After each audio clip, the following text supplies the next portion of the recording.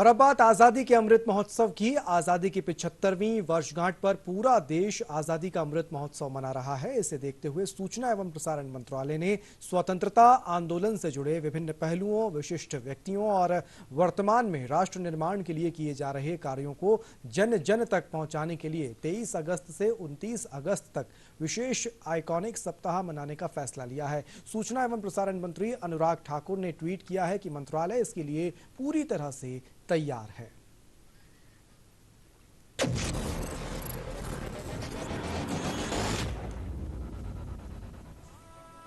आजादी का अमृत महोत्सव देश का ऐसा कार्यक्रम है जिसमें पूरा देश स्वतंत्रता आंदोलन और उससे जुड़े नेताओं को याद कर रहा है। इसके साथ ही आजादी के बाद देशवासियों के विकास के लिए सरकार द्वारा किए गए कामों को भी जन जन तक पहुंचाया जा रहा है। इस महत्वपूर्ण काम में राष्ट्रीय प्रसारक दूरदर्शन और आकाशवाणी के साथ ही पीआईबी, फिल्म डिवीजन सहित अन्य मीडिया यूनिट्स मिलकर काम कर रहे हैं। इस कड़ी में ऑल इंडिया रेडियो और उसके क्षेत्रीय समाचार एकांश आजादी से जुड़े नेताओं के भाषणों पर आधारित कार्यक्रम धरोहर, राष्ट्रीय महत्व के 75 स्थानों पर आधारित कार्यक्रम निशान, आजादी से जुड़ी महिला नेताओं पर आधारित कार्यक्रम अपराजिता और गुमनाम नेताओं पर आधारित कार्यक्रम को प्रसारित करेगा।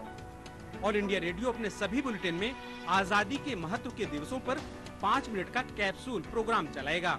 इस पूरे सप्ताह ऑल इंडिया रेडियो राष्ट्रीय और क्षेत्रीय स्तर पर क्विज कार्यक्रम भी चलाएगा।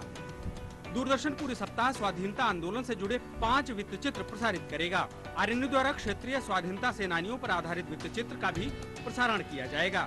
इस सप्ताह दूरदर्शन समाचार 4 विशेष कार्यक्रम नए भारत का सफर प्रस्तुत करेगा। ये विशेष कार्यक्रम स्टार्टअप, डिजिटल क्रांति, जनता के लिए कूटनीति, धारा 370 की समाप्ति और अन्य महत्वपूर्ण विधायी कार्य, रक्षा और अंतरिक्ष पर आधारित होंगे। डीडी न्यूज के सभी आरएनयू क्षेत्रीय भाषाओं में आजादी का सफर शीर्षक से विशेष कैप्सूल प्रसारित करेंगे। सभी आरएनयू नए भारत का सफर शीर्षक से सरकार की महत्वपूर्ण योजनाओं पर ग्राउंड रिपोर्ट भी दिखाएंगे। DD India journey of new India शीर्षक से कार्यक्रम प्रसारित करेगा।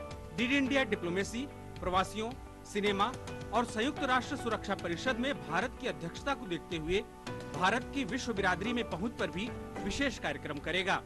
दूरदर्शन न्यूज इस सप्ताह हो रही सरकार की गतिविधियों और घोषणाओं पर विशेष कवरेज करेगा। दूरदर्शन इस आइकॉनिक वीक के पहले एपिसोड के लिए प्रोमो भी लॉन्च करेगा। पीआईबी की बात करें तो पीआईबी आजादी का अमृत महोत्सव पर एक माइक्रो साइट लॉन्च करेगा। Bureau of outreach and communication की बात करें तो BOC framing of the constitution पर एक ई बुक जारी करेगा। पीआरटी के जरिए 75 सांस्कृतिक कार्यक्रम भी किए जाएंगे।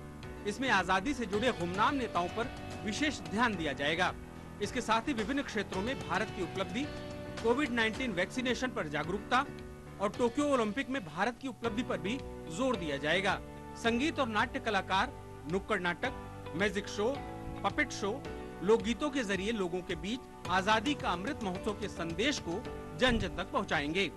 पब्लिकेशन डिवीजन की बात करें तो स्वाधीनता आंदोलन और गुमनाम नेताओं पर ऑनलाइन क्विज का आयोजन किया जाएगा। डीपीटी के जरिए प्रकाशित स्वाधीनता आंदोलन और अन्य क्रांतिकारियों से जुड़ी पुस्तकों की पॉडकास्ट सीरीज भी शुरू की जाएगी।